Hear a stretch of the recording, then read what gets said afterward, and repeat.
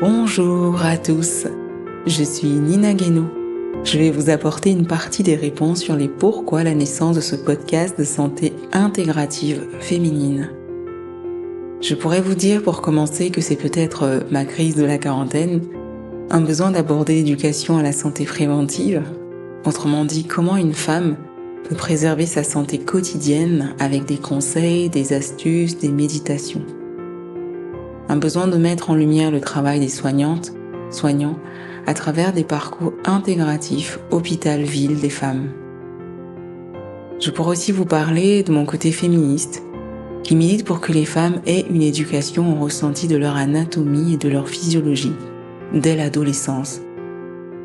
Qu'il soit possible pour elles de vraiment prendre le temps pour se réapproprier leur corps, leur être, se réinvestir en elles en cas de changement impactant leur santé.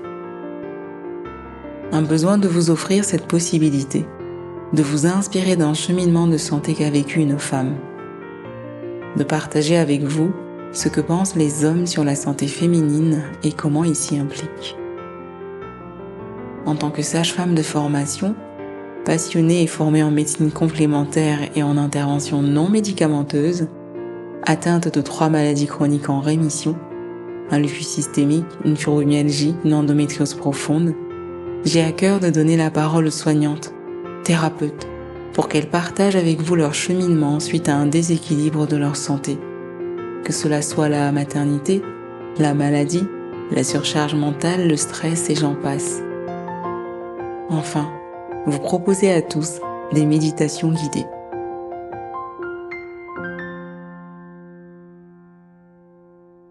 Concernant mon personnage, il y aurait tant de choses à raconter sur ces identités reçues, perdues et acquises. Les identités que j'ai reçues de mes parents, mes processus pour devenir mère, tout ce que mes maladies m'ont apporté, ces femmes et ces hommes que je croise qui me nourrissent, me permettent de m'engager pour la santé des femmes et d'exercer à divers endroits. Une partie de tout cela est disponible sur mon site internet. Néanmoins, j'ai envie de partager avec vous 3 dates phares et de vous les raconter, même s'il y en a plusieurs. Lors d'une soirée, organisée il y a 2 semaines par une amie auteure de livres pour enfants, j'ai été amenée à répondre à ces mots. Je ne comprends pas pourquoi les personnes créent des podcasts pour se retrouver à prêcher dans le vent, voire à perdre du temps, de l'énergie. Je ne comprends pas.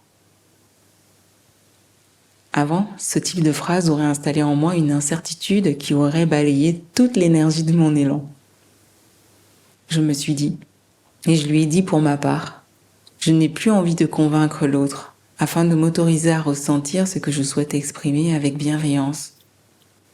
Je n'ai plus envie de donner un exemple à une femme en lui parlant d'une autre femme que j'ai accompagnée, en racontant l'histoire de cette autre femme avec mes mots. Car j'ai l'impression que cela nourrit mon ego devant ma patiente. Je préfère l'envoyer écouter le parcours de cette femme pour qu'elle ose exprimer le sien et surtout le vivre. Puis, parfois en consultation, les 2 parties sont prêtes pour aller à l'essentiel, et par manque de temps, une notion simple n'est pas abordée. Le podcast sera un moyen de conseiller à la femme un épisode en lien avec sa consultation. Cela me fait penser à 2 mamans que j'ai d'ailleurs accompagnées, toutes les 2 atteintes de thrombophilie, une maladie du sang. Claire avait accouché 1 an plus tôt et je lui ai demandé son autorisation pour que Marie, enceinte, puisse l'appeler. Il y a aussi eu ces 2 mamans atteintes du cancer du sein que je suivais et que j'ai mis en relation. Et tant d'autres femmes. Puis parfois, tous ces partages, ces mots, ces livres, ces lieux nous inspirent. Moi, ils m'inspirent des méditations que je partagerai. Et ça sera aussi un plaisir personnel de prendre le temps d'écouter ces personnes qui ont nourri mon énergie, mon élan en se livrant. Car finalement, tous ces conseils qui seront divulgués pour les femmes me concernent aussi. Tout comme les méditations qui seront proposées par moi ou par mes invités. J'avais élucidé d'autres raisons calmement et l'oreille de mon interlocutrice avait changé de sensibilité. Dis-moi lorsqu'ils sortent en podcast, je vais l'écouter. Frisson, frisson. Une date phare, une autre. Nous sommes au début de mes études, je découvre et je pleure. Pour le premier accouchement auquel j'ai assisté, il m'avait été demandé de rester dans un coin pour observer. C'était en pleine nuit, lumière tamisée, le couple, l'auxiliaire de puéricultrice, la sage-femme et moi. Valse de contractions les unes après les autres, entremêlées de cris, d'encouragement. Enfin voilà le magnifique bébé. Il est né en pleine santé. Les instants qui ont suivi, la sage-femme et l'auxiliaire m'ont demandé de déposer des mots sur l'expérience que je venais de vivre. Je leur ai dit que je ne me sentais pas capable. Au fond, j'avais un peu honte. Je n'avais rien d'autre à faire que d'observer, mais je me suis quand même fait un film grâce au son. Il est vrai que mon cerveau fuse à foison et que j'ai un rapport particulier avec le bruit, la douleur. Mais à cet instant précis, leur dire que je me suis crue dans une scène érotique, une partie à plusieurs où tout le monde encourage un orgasme, non, je ne pouvais pas. Bref, je vous passe les détails. Les 2 collègues ont néanmoins assisté. N'aie pas peur de nous partager ce que tu ressens, Nina, c'est le métier qui rentre, c'était ta première. J'ai fini par cracher le morceau. Je me souviens de leur regard inattendu et du mien honteux et perplexe. La sonnerie de la cafetière a mis fin à ce cercle de femmes sur la naissance. Il est 6h45, un nouveau couple se pointe. La patiente, cette fois, est aussi quasi à dilatation complète. Je peux être un peu plus actrice, des tâches me sont données. Et j'éloigne de moi ces pensées de fuite réelle de la situation pour me concentrer sur mes tâches et non pas les sons. La patiente se met à pousser des cris, son mari l'aide, mes collègues aussi, puis un fou rire s'installe. La sage-femme et l'auxiliaire, le mari qui riait en pleurant et la femme qui accouchait en riant. Imaginez ma tête. Je ne savais pas quoi penser de cette nouvelle scène. Tout se calme, le bébé est accueilli et le papa ose dire à la sage-femme : « Mais pourquoi vous avez eu un tel fou rire qui nous a tous entraînés dans cet état d'euphorie ? » C'est Nina, qui est en études pour devenir sage-femme, qui nous a partagé ce qu'elle avait observé, ce qui s'est avéré vrai avec vous. Notre cercle d'échange coupé par la cafetière s'est poursuivi et le changement de garde a eu lieu. J'étais apaisée. Les naissances suivantes ont été colorées par des larmes. Je pleurais beaucoup. C'était impressionnant comment cela entraînait aussi les parents dans leurs émotions. Je n'osais en parler à personne de l'état dans lequel me mettaient les naissances. J'avais honte, car je me disais que c'était lié à l'abandon de ma mère que j'avais vécu. Alors, lorsque je voyais un nouveau-né attendu, bercé, ensuite nourri par cet amour de ses parents, je me disais, est-ce que j'ai été voulue, choyée ainsi ? Et lorsque c'était un nouveau-né, mort-né, je me disais, et si j'étais née ainsi ? Et des larmes m'envahissaient. J'ai redoublé ma première année de sage-femme tellement j'étais submergée d'émotions. Je ne savais plus écrire. Ma dyslexie avait repris une place importante. Je demandais les notes de mes camarades pour être sûre de l'orthographe des mots. Dans quoi me suis-je embarquée ? Je me demandais. J'ai refait des demandes pour intégrer des écoles d'ingénieurs qui ont été acceptées. Mais après réflexion, j'ai choisi de rencontrer mes émotions.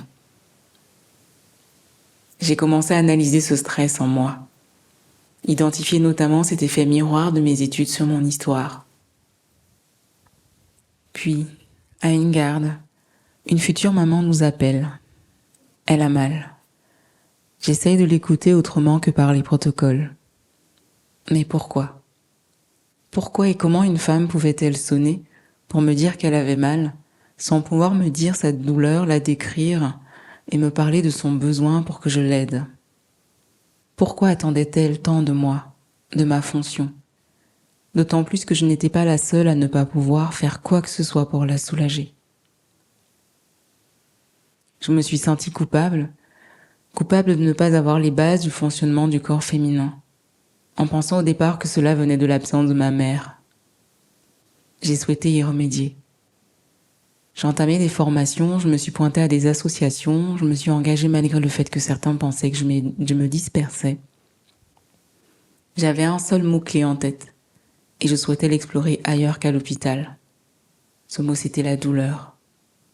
Les douleurs des femmes, face à leur cycle menstruel, leur passage de la petite fille à la ménopause, la maternité, la maladie, les bobos du quotidien et surtout les douleurs émotionnelles. Un tas d'événements s'ensuivent. Je travaille comme aide-soignante, comme infirmière avant de prendre mon poste de sage-femme. Je poursuis mon travail de thèse événementiel comme une bouée de mise à distance. Puis je rencontre Béatrice durant mes premières gardes en tant que sage-femme. Béatrice est une sage-femme pour qui les médecines complémentaires ont été salvatrices. Elle s'y est formée et les utilise pour elle et les patientes. Nos premières gardes ensemble sont intrigantes. Elle, avec sa maladie rare, ses comportements, ses connaissances, ses huiles et j'en passe. Avec elle, on sent les femmes. Je ne la sens pas. Elle n'est pas confortable émotionnellement. Son corps n'était pas d'accord. Je ne la sens pas. J'affine mon ressenti et j'ose utiliser à ses côtés pour peaufiner les premières ébauches de cette sage-femme que je suis devenue. Intriguant. Et surtout improbable, je dirais. Béatrice a un lupus, une maladie auto-immune rare que l'on me diagnostiquera après la naissance de mon enfant. La probabilité que je tombe sur elle, partage avec elle tous ces moments qui m'ont par la suite aidé, était très faible. Elle sera un de mes piliers. Grâce à elle et à cette maladie, j'ai encore plus investi les thérapies complémentaires. Depuis peu, je pleure d'amour et de merci pour elle. Elle est décédée jeune, la nuit du 29 au 30 septembre. Je suis née le 29 septembre. En parallèle, je plonge dans ce besoin de comprendre le corps des femmes, avec pour socle principal le yoga que je pratiquais déjà. L'approche de yoga traditionnelle de Sri Mahesh m'émeut. Je me forme. Il est athlète et ressemble à un athlète africain plutôt grand pour un Indien. Ces années de formation, durant 4 ans, me permettent de mettre en place un de mes premiers concepts autour des postures de yoga, l'apnée et l'appréhension des douleurs, la kinésiophobie. J'en profite pour remercier Anne et l'encadrement que j'ai eu à ce moment-là pour toutes les explorations qui m'ont été possibles. Par la suite, d'autres enseignements, d'autres diplômes et formations nourrissent mon parcours. Je mets en place des cours de yoga et douleurs chroniques. J'explore les douleurs avec des interviews à divers endroits et pays. J'en rédige des mémoires. Durant mes cours, je reçois des femmes avec des profils de santé variés, différents, des symptômes et des besoins divers. Du simple besoin de reconnexion au corps, aux symptômes tels que la fatigue, les troubles du cycle, les troubles de la digestion, les troubles de la fertilité, des femmes enceintes, des femmes en parcours pour leur cancer du sein, burn-out, endométriose. Une majeure partie des femmes sont atteintes d'endométriose. Je les accompagne avec mes autres compétences. Les résultats sont touchants. Mais à l'hôpital, qu'attendons-nous pour créer des services de médecine complémentaire? Tant de soignants sont déjà formés et il y a des preuves scientifiques dorénavant. J'écris à tous les directeurs de soins. Ils me conseillent de faire un projet de recherche pour prouver ce que j'annonce sur le yoga et éventuellement mettre en place ce service spécifique par la suite. J'y crois. Je fonce. Je fais plus que travailler, je bosse trop. Puis je prends conscience que les femmes sont surtout sur le terrain. Une prise de conscience qui marquera mon implication, notamment avec la mise en place et l'organisation du premier festival de yoga adapté en France. La 3e date et dernière, date phare que je souhaite vous partager. Nous sommes fin 2016, je vis un divorce heureux, une maison qui se vend en 3 jours, une Nina qui pense trouver un logement qui lui plaira vite fait bien fait. Eh ben non. J'arrête de compter au bout de 25 refus de logement. Vous êtes noir, malade, divorcé, j'en passe. Oui, je sais. Mais mon ex-mari et des amis se portent garant. Je travaille, et je peux d'ailleurs vous payer 1 an de loyer d'avance. Non, non, non. Des noms s'enchaînent. Je me sens rejetée. Surtout après toutes ces visites de logement que je faisais comme des entretiens, avec mon CV, des lettres de motivation et toutes les actions sociales que j'avais déjà menées. Je décide d'en faire encore 1 ou 2 et ensuite d'arrêter de chercher, car mon corps a mal, mon cœur a mal. Je ressens dans mes viscères, mon utérus, la souffrance du rejet de mon existence, et celui fait par ma mère refait surface. Ne pas avoir accès à un logement était comme me dire que je n'avais pas le droit d'exister malgré mes diplômes, ma situation sociale. Je fais une poussée importante de mon lupus systémique. J'ai des cloques brûlantes sur la peau. J'ai du mal à me mobiliser. Suite à la dernière visite, je reçois un premier mail pour me dire que je n'aurai pas l'appartement. Et là, c'est tout mon corps, toutes mes cellules qui crient haut et fort, stop. Stop, j'arrête de chercher. Le soir, le gestionnaire me rappelle pour me dire qu'il a fait un burn-out durant 3 ans et qu'il va déroger aux critères et me faire confiance. Des critères. Mais quels critères? Je n'ai pas osé demander. Mais à peine installée, je vis la progression du MAS à l'intérieur de moi. Nous sommes début 2017.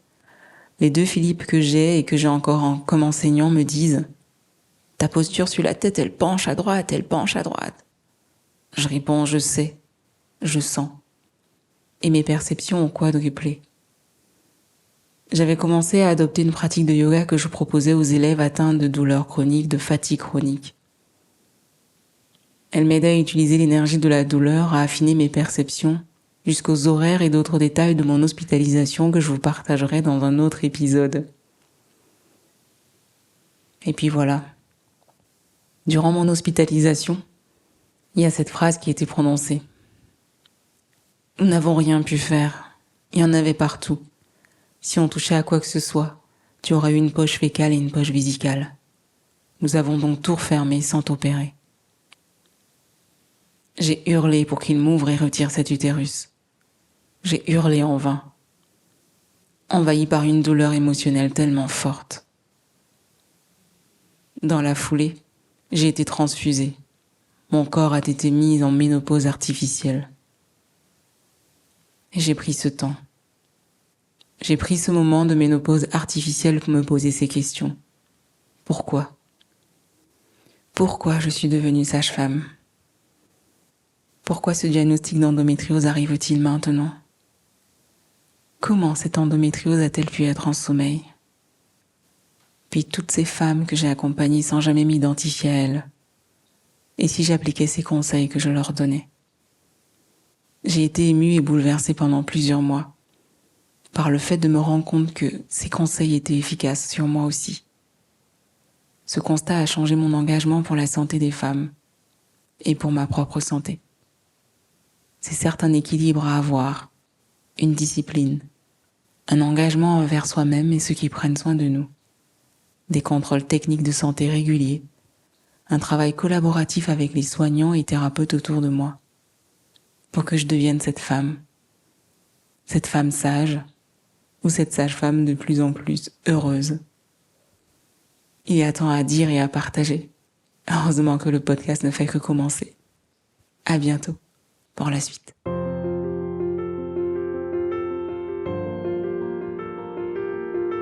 Si cet épisode vous a interpellé, si vous pensez que certaines femmes auraient besoin d'éclairage ou d'inspiration pour leur santé préventive, curative ou intégrative, si vous connaissez des personnes qui ont un intérêt pour les méditations guidées, merci de partager la naissance de ce podcast autour de vous, de le commenter dans les plateformes et surtout de lui offrir un cadeau de naissance, une note de 5 étoiles pour qu'il soit diffusé. Merci de participer à cette aventure. Merci à tous ces invités qui vont livrer leurs mots parfois dans des conditions incroyables. Merci au studio Schmooze. À bientôt pour la suite des épisodes Libère des mots.